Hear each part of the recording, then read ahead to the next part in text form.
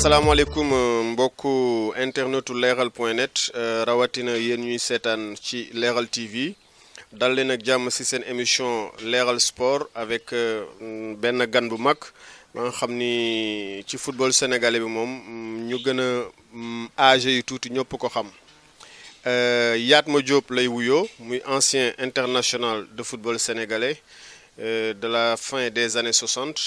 amoon na bokkaloon na vraiment ak ñoom Feu Yérim Diagne ñoom Yatma Diouk ay Babacar Louis Camara ak yeneen star vraiment équipe nationale bu yàgg ba moom tey la ñuy seqal waxtaan en même temps tamit mooy président de l'académie de football dédiée à Mawade Wade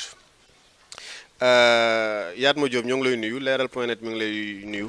waaw maa leen di fay di nuyu sa internautes yi mais di wax ne aussi football bi war nga wax quoi mais man en fait football dama ci doon fo rek ah man informaticien la de formation voilà football dama ci dañ ci doon fo rek parce que boo temps yëpp foofu moo xewoon quoi on jouait aujourd'hui les garçons ne jouent pas, ils travaillent. Voilà notre différence. Absolument, c'était bon à compter. Yatma Diop suñ la nan nga analyser élection bu mujj bi Augustin Senghor bu rempilé à la tête de la fédération sénégalaise de football devant Lamotte et Mbaye Diouf Dia. Mais avant loolu gisoon nañu moom benn groñu anciens internationaux yi ay ñoom El Hadj Diouf Amdi Faye même Salif Diao sax dégg nañ ko muy wax quoi est-ce que yow nan nga analyser affaire boobu ak ñee nekk bon dans les textes ñee am légitimité di wax ci football bi yow nan nga analyser imbroglio boobu yëpp avant élection yi. Non, en réalité il y a peut-être deux problèmes. Benn bi et ça c'est très sénégalais. Sénégal dañuy fàtte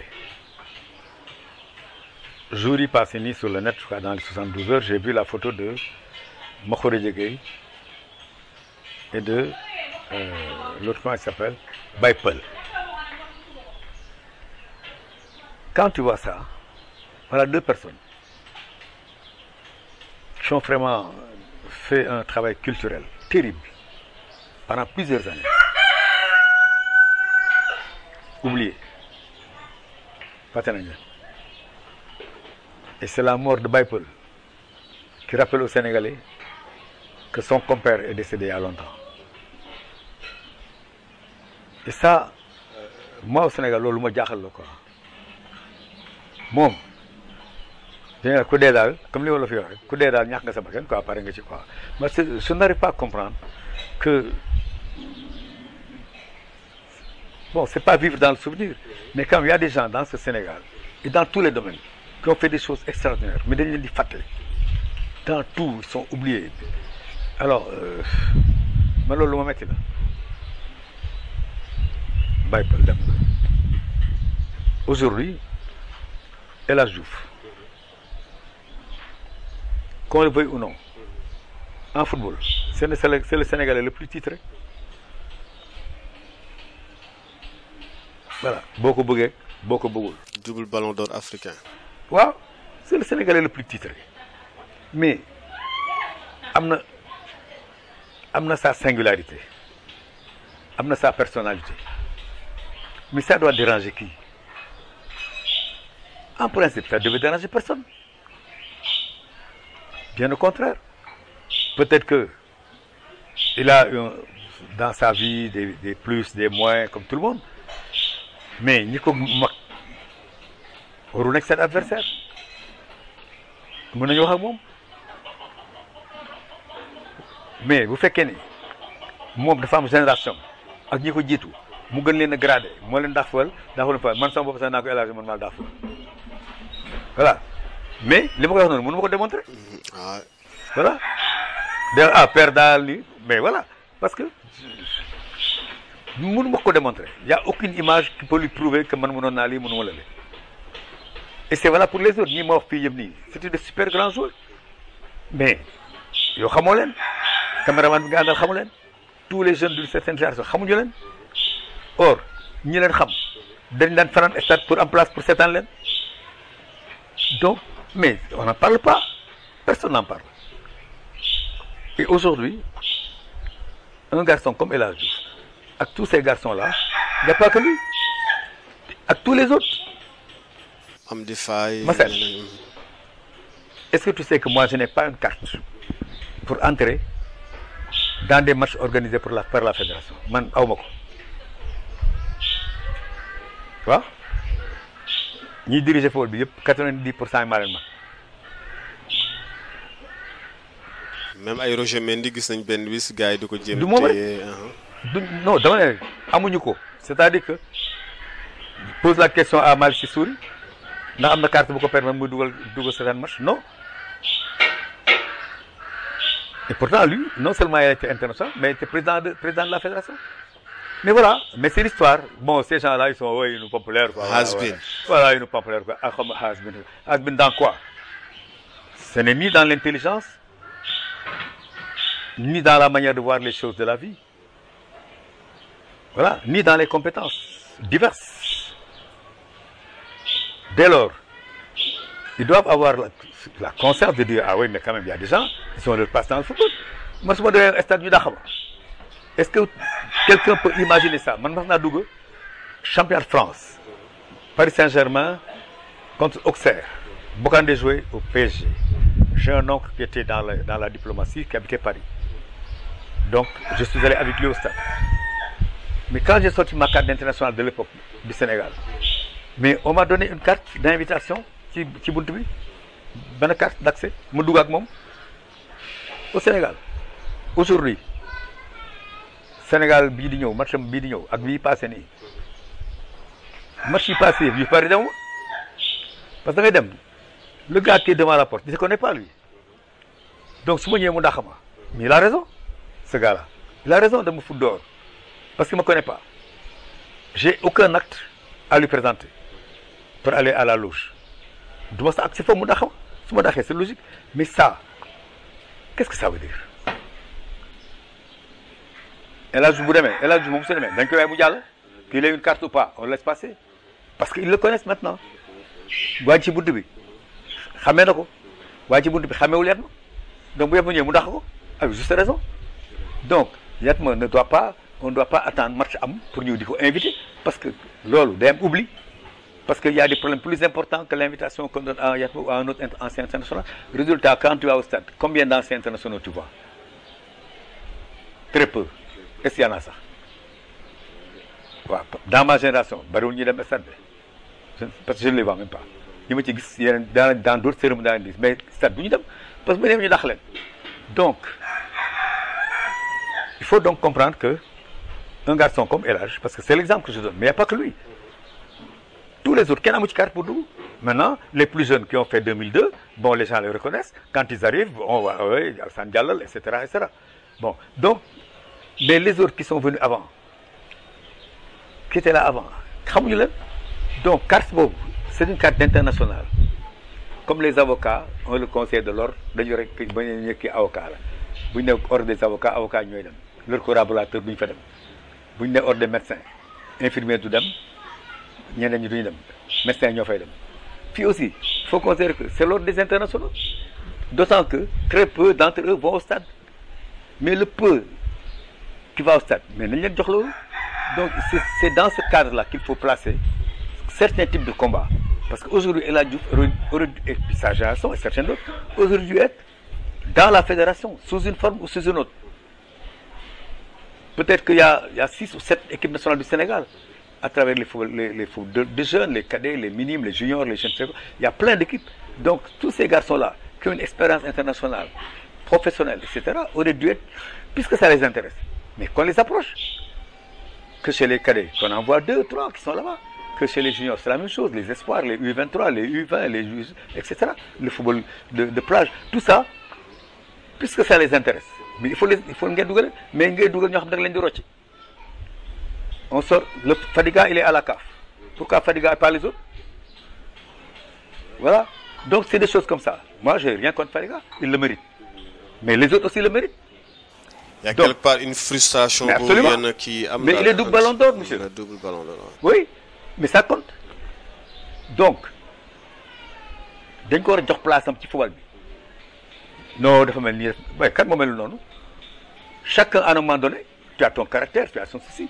Mais suñ ko owoon ne ko El Hadj yow niveau bi nga toll da nga boor a bokk fii ngay bokk tu es conseiller de ceci, tu es assesseur, tu es mais foog mu bokk au niveau de la CAF sénégalais ci football buy dem CAF kenn waru faa jiitu El Hadj Diouf bu fekkee dañuy wax dëgg maintenant son tempérament c'est son tempérament li muy def en dehors du football man loolu du suma problème parce que ku nekk fii am na looy def loo xam ne kenn yëgu ko te kenn du ko nettali fenn donc waaw mais c'est ça ñun donc moi je considère que mais sa revendication n'est pas sa revendication à lui seul ce qu'il dit est valable pour tous les autres là wax naa la man su ma demee stade dañu may dàq. gis nañ sax ku mel ne Amdy Faye ka nga xam dafa noppi woon tamit génn wax kon ça veut dire quelque part am na. non c'est logique frustration la donc mais loolu te fan la tegu sax mais wax naa la match équipe nationale yii man dem ma ci benn parce que pour nga dem il faut nga woote téléphone fii kii fii nii et cetera di négocier fii on te dit oui c'est-à-dire après y en a un bon peut-être qui va dire ah oui c'est vrai il faut que on lui trouve ça kooku dem ñefe ko ñëw jox la ko mais pour lan pourquoi je dois avoir besoin de quelqu'un pour entrer au stade c'est pas normal non du tout alors mais moi j'ai aussi une autre singularité je te dis man football comme suma génération dañu doon fa rek waaw comme xanaa mun jàng tuuti ma intéressé wu au texte du football di participer et pas seulement football je fais partie de ceux qui ont étudié le document du basket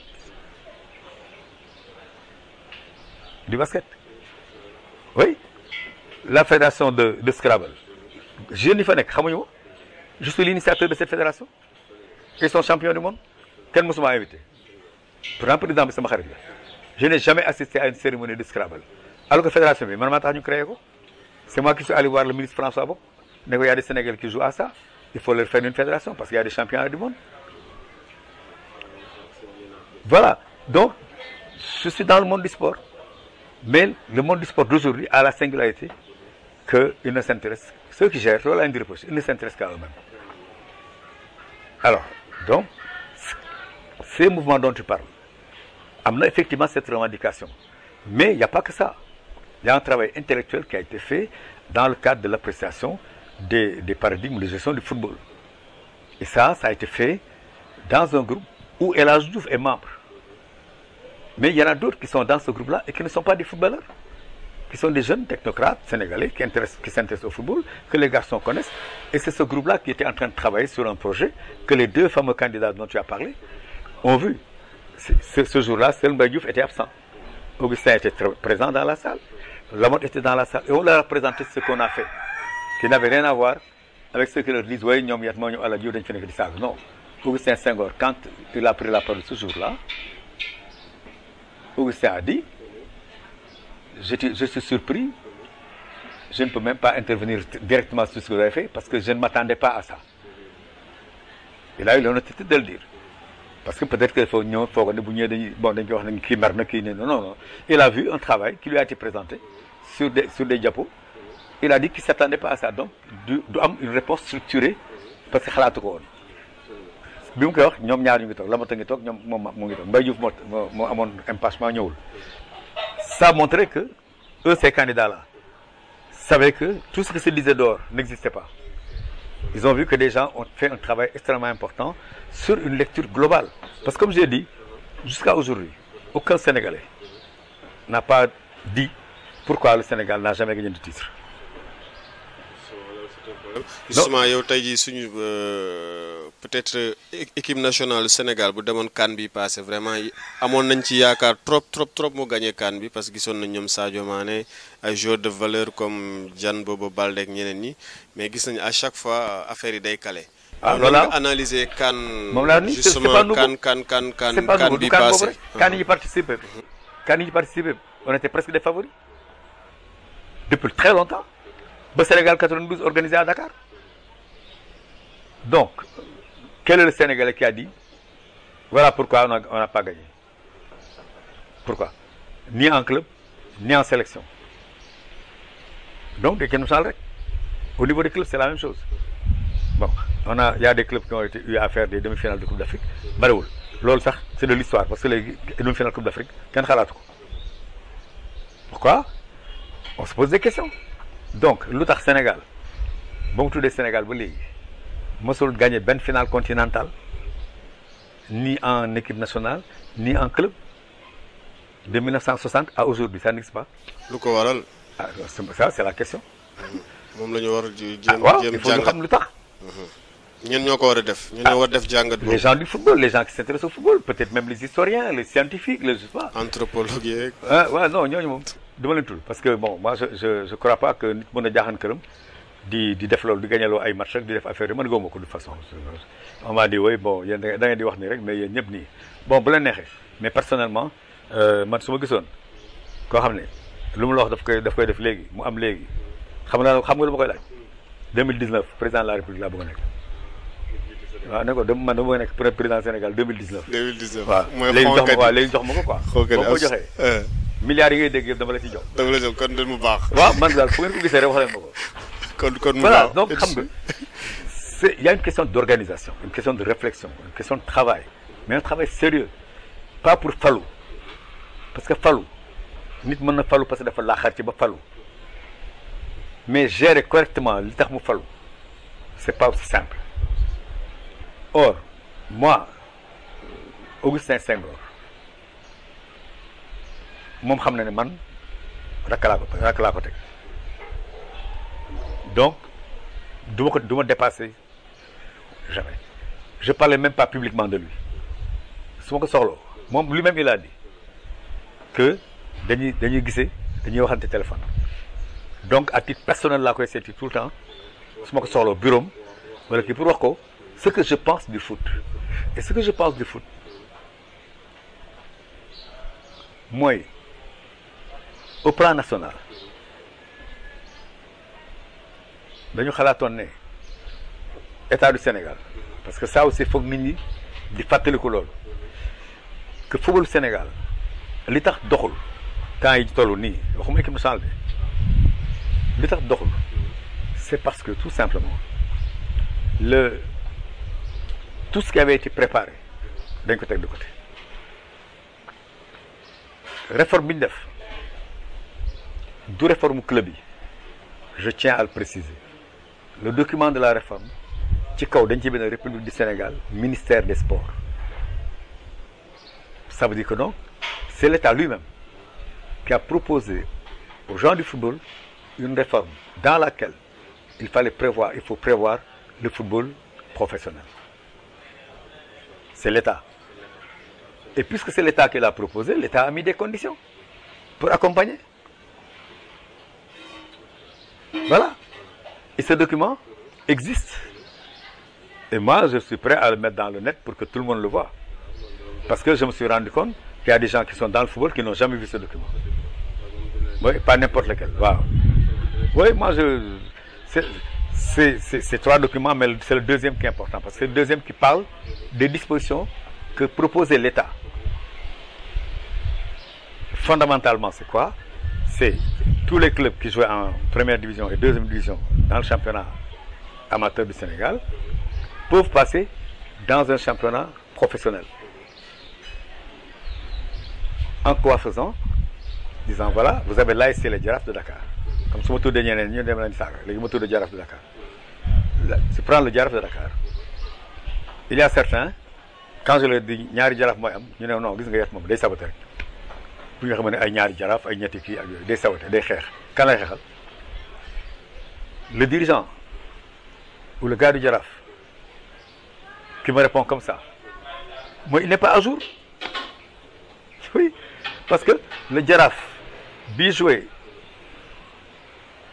championnat professionnel boobu Jaraaf du moom mooy ASC bi mbootaay la c'est une association qui a son assemblée générale son comité directeur et ses sections donc foofu la gestion elle est presque horizontale parce que le principal décideur c'est l'assemblée générale qui transfère ses pouvoirs à un comité directeur qui lui-même transfère ses pouvoirs à un bureau exécutif d'accord voilà loolu mooy association bi mooy ASC la Jaraaf foofu la basket bi nekk foofu la handball bi nekk athlètes yeeg dameyekat yeeg ñëpp fa lañu ne ak footballkat junior yi parce que la singularité au Sénégal c'est que les équipes pro n'ont pas de club amateur n'ont pas de réserve amateur ils ne jouent aucune compétition c'est-à-dire que Jaraaf boo nekkee senior soo nekkul ci équipe pro bi da ngay génn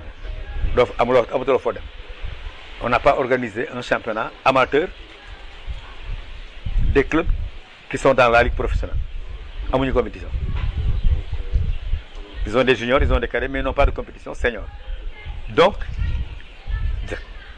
pourquoi ñaari Jaraaf benn bi mooy bi ma wax ne mooy mbootaay bi mais bi ci des dafay jouer championnat pro. Championnat pro, ça veut dire quoi? Que société moo koy def parce que société mooy embauché nit di ko fay par weer di ko cotiser retraite di ko cotiser accident de travail loolu société koy def. Société boobu day tudd Jaraaf parce que su tuddul Jaraaf ñu nekkoon Jaraaf bu njëkk ba duñ ci gis seen bopp soo ko joxee beneen tur rek dafa leen di jaaxal mais soo ne Jaraaf professionnel ñu ne kon Jaraaf la ba tey. Donc tous les supporters du Jaraaf qui sont au Jaraaf qui viennent aux assemblées générales qui viennent dans les sections ñooñu ñëpp ils sont pas perdus parce que l'équipe professionnelle porte le même nom mais fondamentalement du point de vue de la structure c'est pas la même chose bi association bi la bi c'est une société maintenant une société nag dafa am aussi loi nu mu ko tëralee nii lii mooy société les gens veulent faire maintenant le football professionnel sans respecter ces normes-là oui donc il y a pas d'employés pratiquement sauf 2 ou 3 clubs peut-être tous les autres amuñu ko. léegi su kii par rapport ak suñu génnee ñu ñëw léegi si football équipe nationale bi début éliminatoire yow noo ko analyser gis nañ coach yu fi jàll yëpp wax ji bare na ay Guy Stéphane ñoom Kasper Zak Alain Giresse Aliou Cissé moo ci mujj waaye tamit bon wax ji bare na quoi sur le plan de son coaching déjà CAN ba la commencé mais début éliminatoire yi ñooy gis quand même ñu bare di critiquer en tant que supporter en tant que technicien yow nan nga appréhender éliminatoire. Mais c'est ça le football c'est-à-dire que xam nga football du science exacte à 100%. Il y a des aspects du football qui relèvent de la science exacte notamment la préparation athlétique ça relève de la science peut-être même mën nañu wax la gestion psychologique peut-être même sociologique mais ça relève de la science exacte mais la gestion du terrain moi je peux avoir mes convictions mais mes convictions ne sont pas des certitudes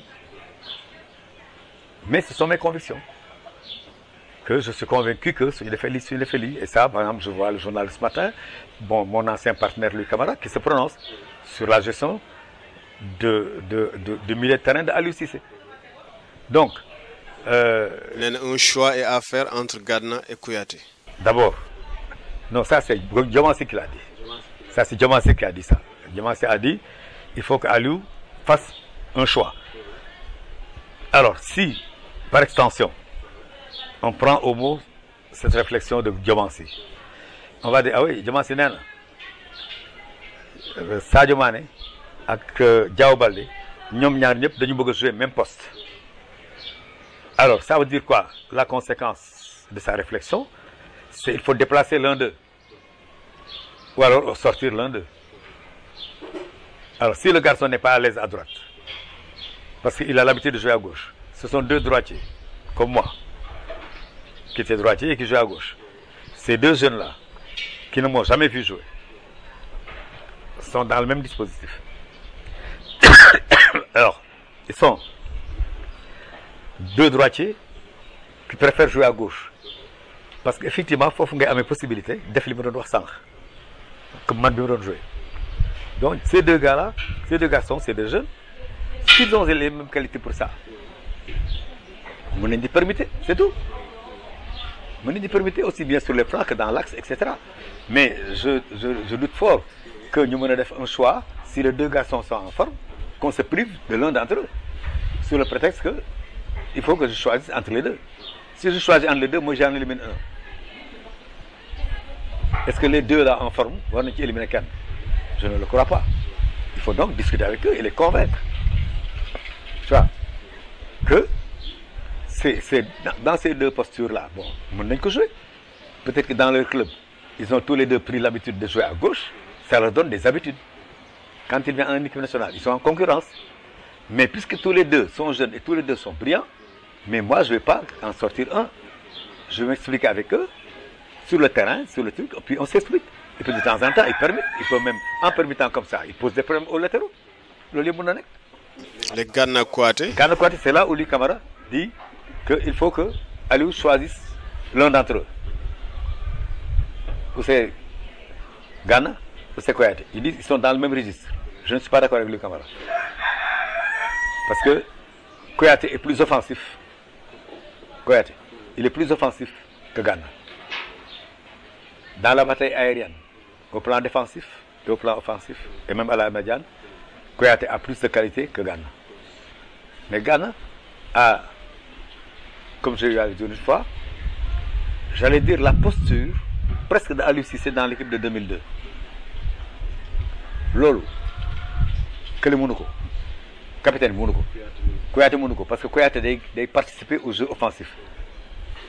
Or, Aliou Cissé en 2002, personne ne l'a vu dans la surface de réparation adverse, mais il était le sommet d'un triangle multiple qui lui permettait de verrouiller l'axe de la défense du Sénégal, mais d'être en couverture sur un autre triangle composé de lui et l'arrière droit, ou d'un autre triangle composé de lui, l'excentré droit et un attaquant.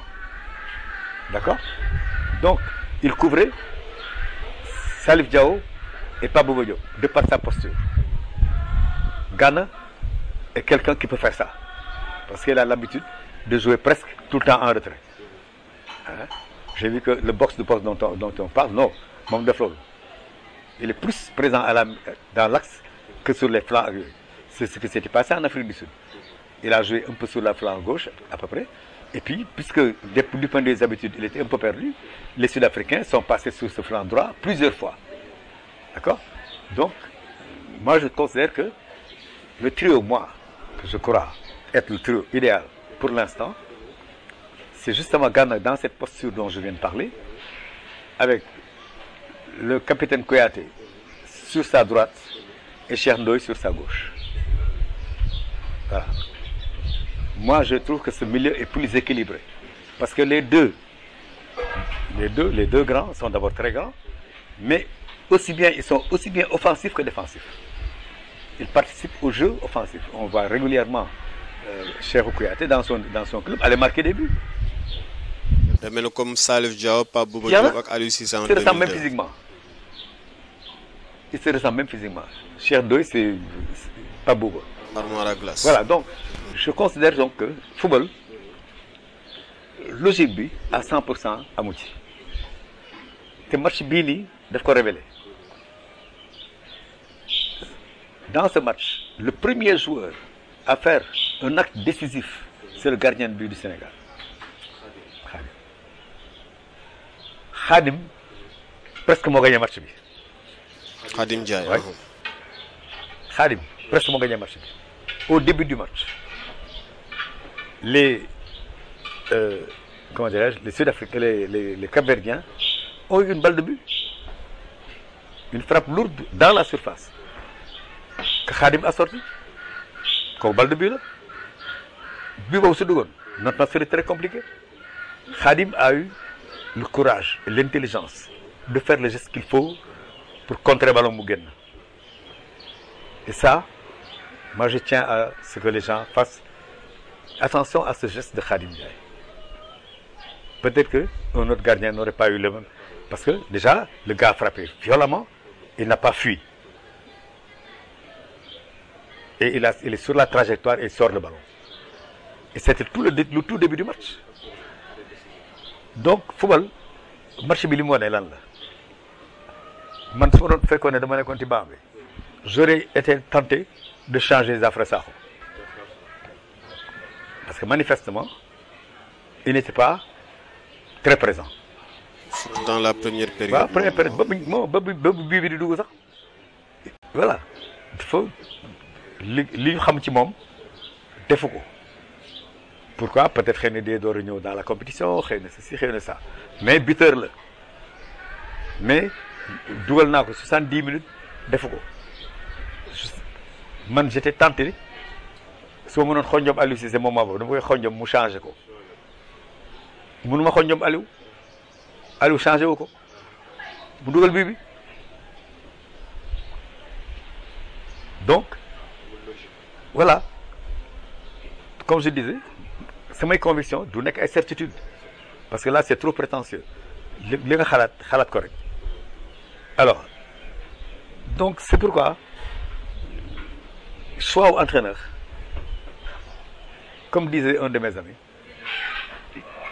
xam-xam yi bari na mais entraîneur bi quelquefois day am posture boo xam ne moo lay gën a xam yenn détails yi ci xale bi yaa ngi wax lii ci xale bi mais moom xëy na am lu mu ci jàpp loo xam ne yow xamuloo ko parce que nekkuloo fa.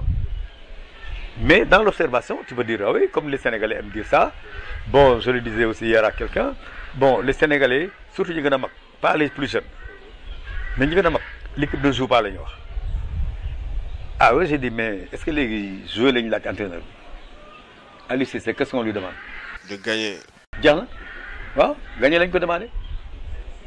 Gagner, l'on peut demander. Donc, l'on m'a pour solo. Oui, ouais, n'a rafet. Gagner, l'on m'a rafet. Gagné nañu mais rafetul la ñuy wax l'équipe ne joue pas les lignes les lignes naa xam nga affaire sénégalais quoi ñun dañu ay oh loolu am na équipe yi fi nekkoon mën ko gagné wuñu waaw et dans l'équipe du Sénégal d'aujourd'hui moi je veux bien qu'on me dise qui peut faire comme Louis Camara, il y en a pas. Qui peut faire comme Oumar Gueye Sène, il y en a pas. Qui peut faire comme Fadiga, il y en a pas. Meneur de jeu di téebal di ko joxe di séddale ñu ne ah waa ji moo yor match bi on le voit dans des équipes mais équipe Sénégal man gisuma ko. kon ñun daal amuñu leader technique. kan la man de gisuma ko koo gis na ma ko wax. waaw noonu la gisee bon peut-être kay ñëw bees Mbaye Niang gis nañ moom yenn aptitude technique yi. non Mbaye Niang du meneur de jeu. non pas meneur de jeu mais en tant que leader technique. non man waxuma loolu. waaw mais El Hadj Diouf mi ngi nii attaquant la woon mais. quelque part avec Fadiga nekk na benn leader technique di def yenn yi. non nous ne parlons pas de la même chose. ngay wax El Hadj était un attaquant.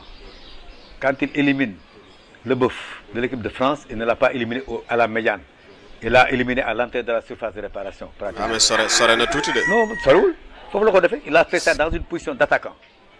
Parce que Deboeuf n'est pas homme du milieu. Le Boeuf est arrêt central de l'équipe de France.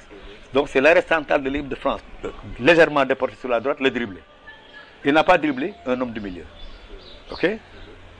mais presque milieu parce que daaf moo nangu bal bi kii ko mu xaw na sore de période. Non defar naa rek. je veux dire du juste si kii bi mais xaw na presque milieu bi la quoi. Était leader technique dans la ligne d'attaque, dans la ligne offensive. Ici, nous parlons de la gestion du jeu à partir de la défense. jël ko di ko joxante na rafet Sénégal loolu ñu bëgg mu rafet ñu tàccu la preuve Sénégal fii sax bu fi équipe ñëwee bu joxante bu defee loolu sax ñu tàccu ko. daal dañu koy tàcc Sénégal waaw n'importe quelle équipe bu fi ñëw di football Sénégal équipe nationale Sénégal bu ñu defee loolu nit ñi Sénégalais ñoo leen tàccu donc loolu la ñu bëgg loolu pour man. Actuellement, c'est un leurre. Sénégal, joueur en défense, on a de très bons défenseurs, c'est clair. Notre gardien se comporte très bien, c'est très clair. Nos attaquants ont de la valeur, mais en tant qu'attaquants. Maintenant, le link qu'il y a entre ces deux lignes maîtresses, les deux grandes lignes directrices, la défense et l'attaque, les femmes, un link, mais ce link-là assure quoi? Dans le jeu offensif, la gestion collective du jeu. Dans l'aspect défensif, la sécurisation de l'arrière-garde. Ok?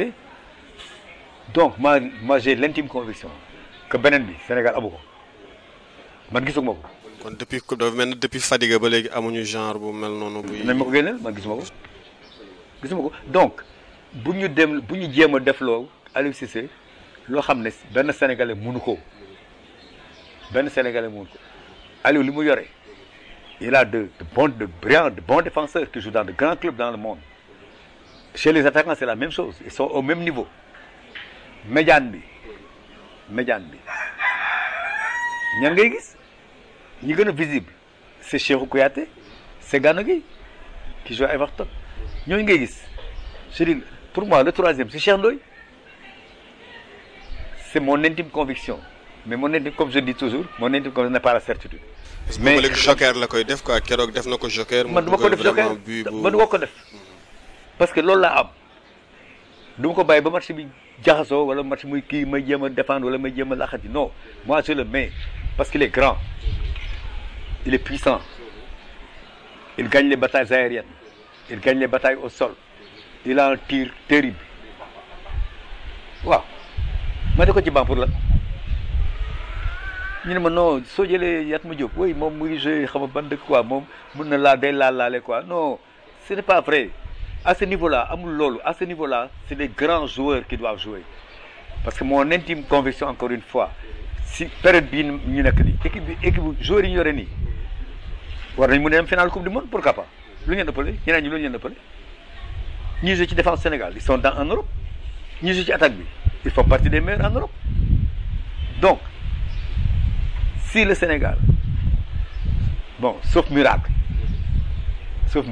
Sénégal day dem coupe du monde waaw parce que pour bañ a dem mooy Afrique du Sud da koy dóor ñaar yoon loolu xam nga kenn xalaatu ko kenn du ko nangu sax loolu waaw dañ koy laxar ci nii mbàcca na donc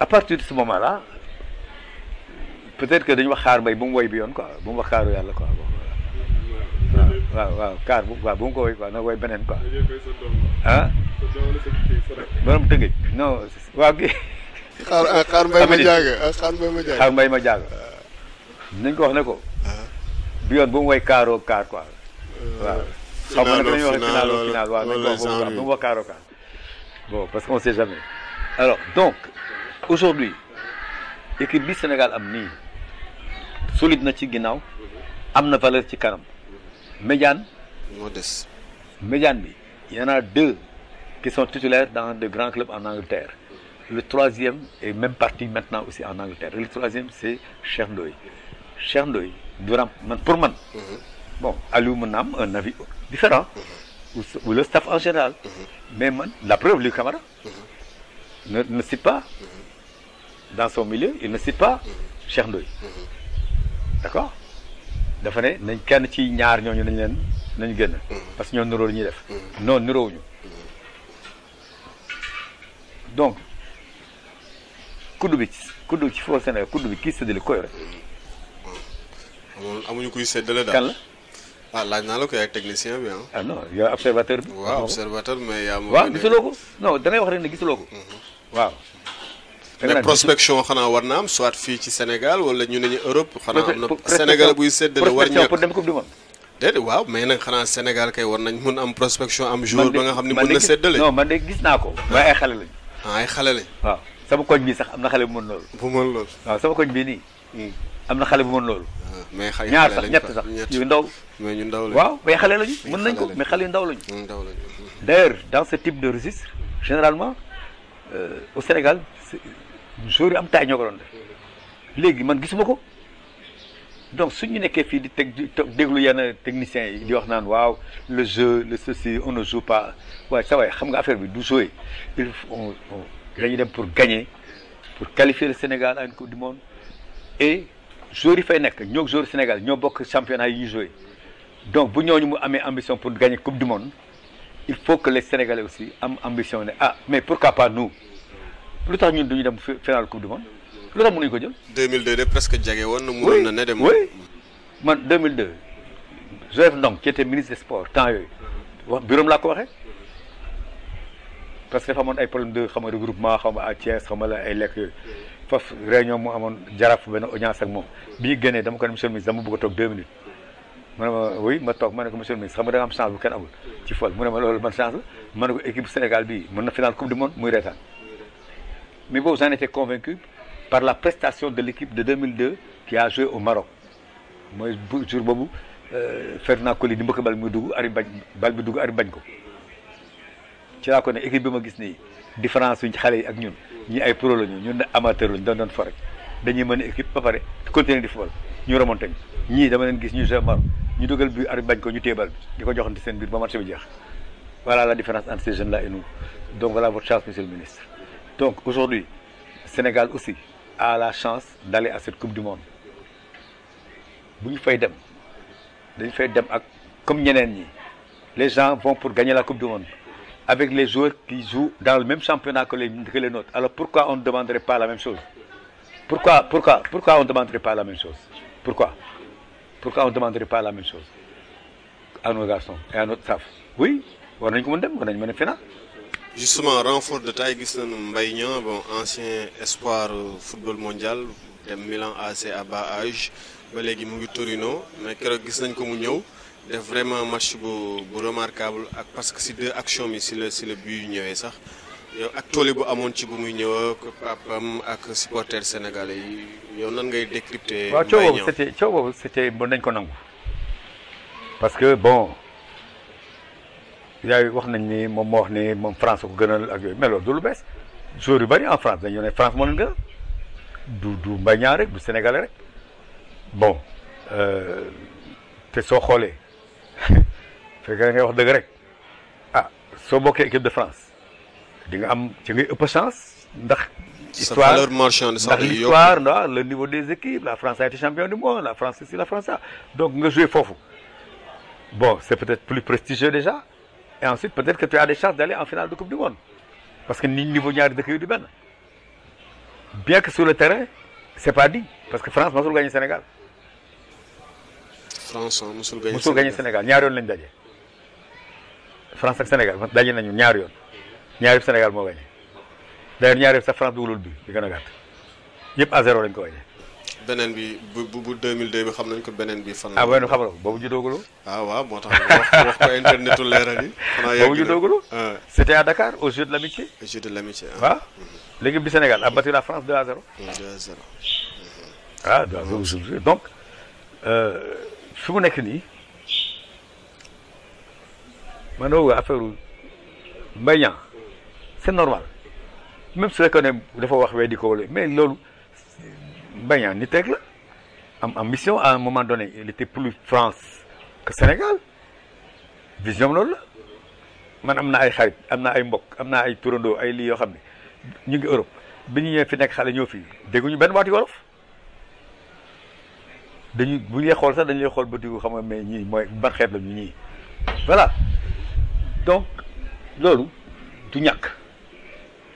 mais l'essentiel mooy sénégalais la moment bi ñu ko soxla sénégalais la ñëw na bon ñi doon wax ne bon ñëw warul ñëw parce que ceci bon dañuy nangu aussi ne ñooñu amoon nañu raison wax ni soo ñu ne kaay sa réew nga ne ñëwuma dina am ñëw metti donc foog nit ñi nangu ko waaw te loolu aussi du même bu fekkee ni gos bi amoon na posture boobu mais posture boobu da nga ko comprendre.